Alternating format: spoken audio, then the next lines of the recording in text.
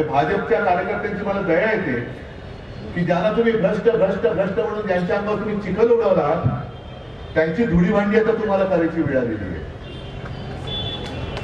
कारण तो अशोक चव्हाणांवरती सुद्धा काय बोलले ते तुम्हाला कल्पना आहे.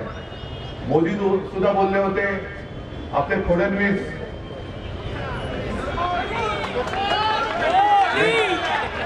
फडणवीस ना त्यांना फोडाफोडीकडे धंदाच नाहीये दुसरा. कपट कारस्थानं करायची, नीच कारस्थानं करायची. आणि म्हणे गृहमंत्री घरफोडे, हे घरफोडे यांना आता खरं गृहमंत्री म्हणण्याच्या वेळी घरफोड्या मंत्री म्हणायला पाहिजे. हा घरफोड्या मंत्री आहे, दुसऱ्यांची घरं फोडतायत आणि स्वतःची घरं भरतायत.